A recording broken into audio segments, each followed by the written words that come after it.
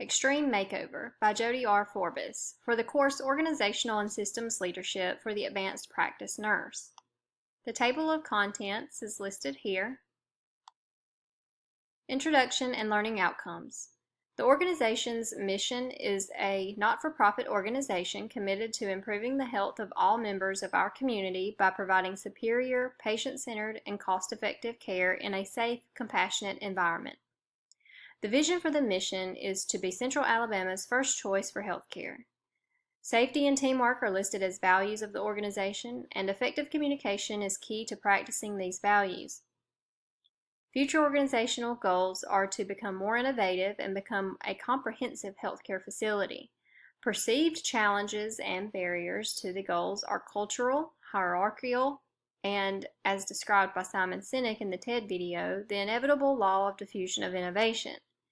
The law of diffusion of innovation uses a bell curve to conceptualize the percentage of early adopters to those that hold on to true traditional practices. To support Sinek's idea of using the law of diffusion for innovation is supported by Davison et al. There are those that stick to the more conventional policies and resist innovation within the healthcare system. The law of diffusion of innovation precisely illustrates the barriers to effective communication and successful innovation.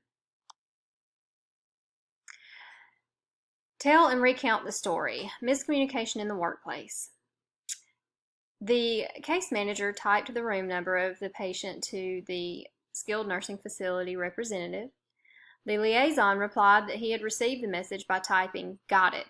Unfortunately, the case manager had typed the incorrect room number, and the liaison introduced the rehab facility to the wrong patient. The liaison explained to the patient her need for rehab, and the patient was confused and could not understand why her physician would recommend rehab for her. The liaison communicated the patient's concerns to the case manager, and it was then that the case manager realized the wrong room number was provided and a patient misidentification had occurred. Miscommunication leads to misidentification and can result in significant medical errors. According to the Joint Commission, the patient's room number is not a valid patient identifier. Providers should use two reliable patient identifiers when communicating, planning, and performing patient care. Variables that influence the situation are the organizational culture, fast-paced work environment, and leadership pressure for discharges, and a high caseload. Lunch cafeteria conversations. Conversations within the organization can provide insight into organizational culture. Unfortunately, lunch conversational themes at the author's organization are mostly negative and surround the issues of the organization and case management departments, such as short staffing, impossible caseloads, feelings of inadequacy, and keeping score with one another. These themes may give the impression that the organization has a culture of shame and does not support a culture of innovation. Conversational themes of feelings of inadequacy and impossible caseloads may reveal a culture that does not value employees over shareholders and inevitably does not support innovation. Further, the emotions of the conversations are primarily jealousy and shame and can be observed during water cooler conversations and sidebar comments within the organization. Organization as a conversation. An example of the organization as a conversation is observed in the mission and vision of the organization.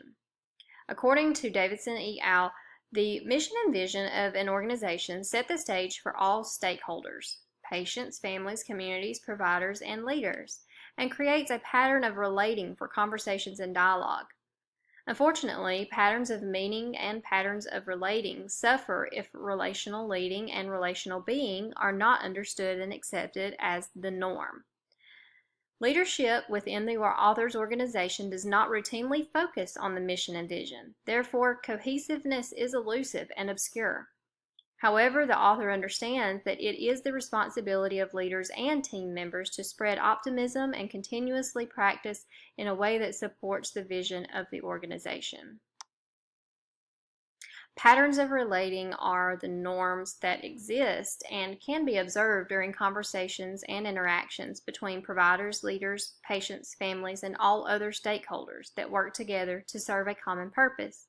For instance, At the authors organization, it is common to utilize Microsoft Office to send group emails, to communicate essential developments, and to schedule meetings.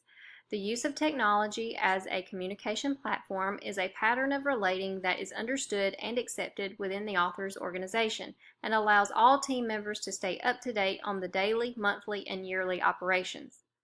Automatically generated reports are sent to email and help keep everyone informed of the status.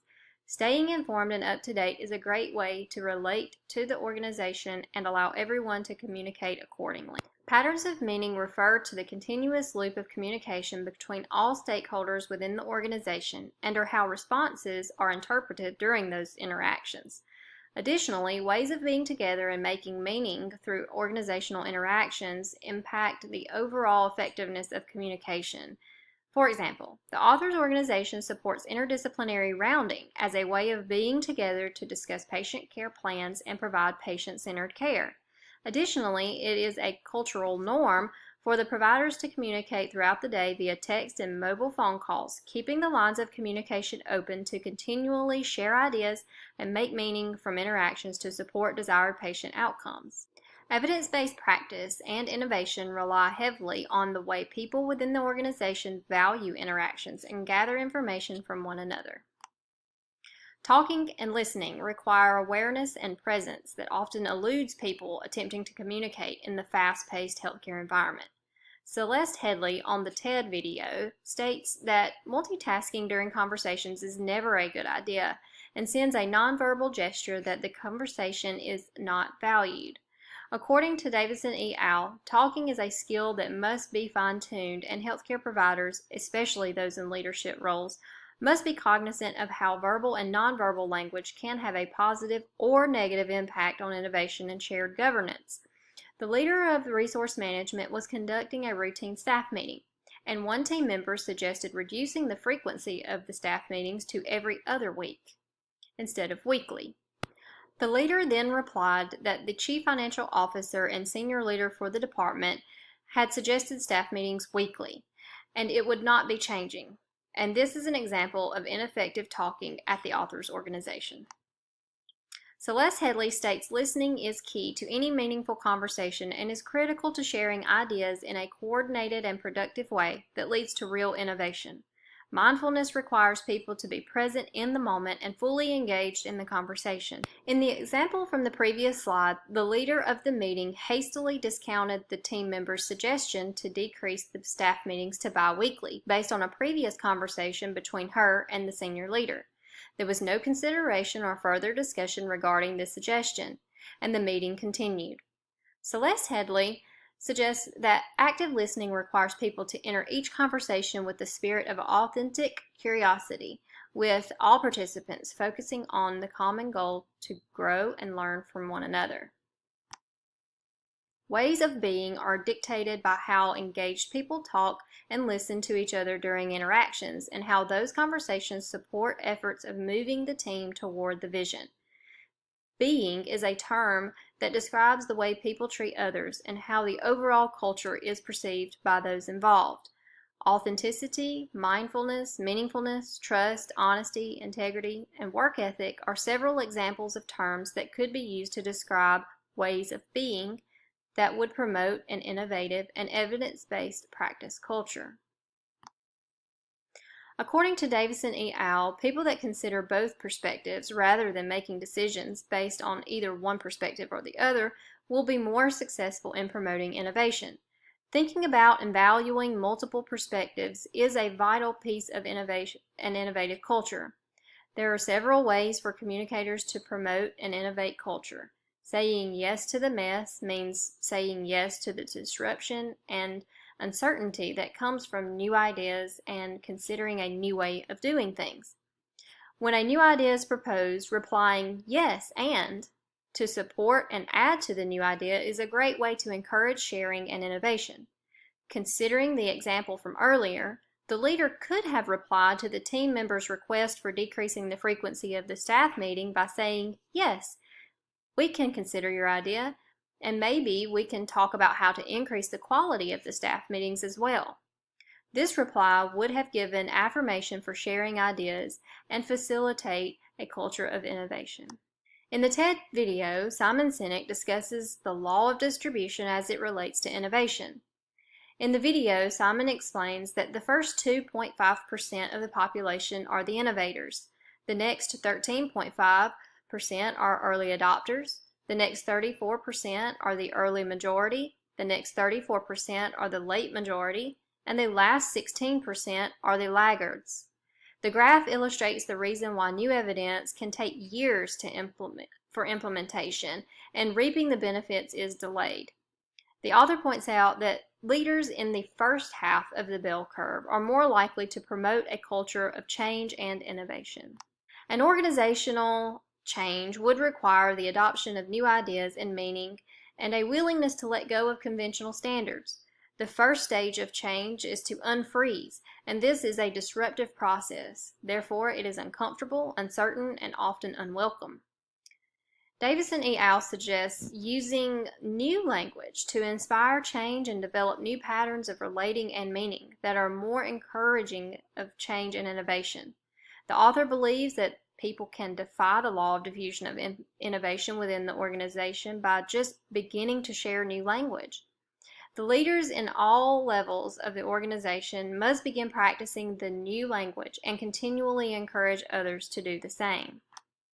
Disruptive engagement is interactions that allow discussion of sensitive topics and requires a group of people who feel safe and supported within the organization. Additionally, Simon Sinek states that people who do not feel safe within their organizational circle are less likely to work toward and achieve goals effectively. The unsafe feeling of the author's organization can be observed by listening to the water cooler and sidebar conversations. Often, the conversational themes revolve around blaming others, keeping score, and possible workloads and feelings of inadequacy. However, a shift in the patterns of relating and meaning by using new language can inspire and cultivate an innovative culture. There is a need to balance evidence-based practice standards that are proven to be beneficial with the idea of innovation. Some standards are necessary. However, innovation supports keeping those standards up to date and ensuring the standards of evidence-based practice are relevant to the times. In the example used throughout this PowerPoint, the leader could have used new language to ignite a feeling of safety, acceptance, and encourage new ideas from her team. Instead, by quickly discounting the request to reduce the frequency of staff meetings, the team members may feel their ideas are not valued and refrain from sharing about other topics. This reaction by the leader is a barrier to innovation and growth. The leader should listen intently and embrace ideas from her team and give productive feedback. Courage is needed to share ideas, especially in an environment where new ideas have been ridiculed, shamed, or merely discounted. It is vital for leaders to show appreciation and gratitude when others share ideas, because that attitude displays an eager and ambitious spirit that is driven to move the organization toward its goals. Changing the story will require a shift from current practices and standardization to a more innovative, forward-thinking culture. Traditional leadership styles and hierarchical environments are barriers to change and innovation. Leaders are those that empower others to lead, practice shared governance, collaborate, and relate to those around them. The author believes that change is uncomfortable, risky, and uncertain, and innovation is blocked by fear. Frustration and anxiety can result if change agents are not up for the challenge and fully prepared to manage through every stage of the change process. Davison et al. Mentioned that the organization must refreeze new processes and standardize practices. However, they also acknowledge that it is necessary to allow for future change, even after refreezing, to ensure innovation continues. This PowerPoint presentation has described and illustrated how miscommunication leads to a cascade of organizational issues. Communication is vital to the success of an organization, and the mission and vision provide a shared dialogue of organizational goals. The side conversations offer valuable insight to the culture of an organization, and leaders can glean a better understanding of organizational functionality by tuning in to what is being shared during informal conversations. Reflection is a way for an organization to purposefully and honestly self-evaluate and gain a better understanding of what changes need to take place for innovation to thrive.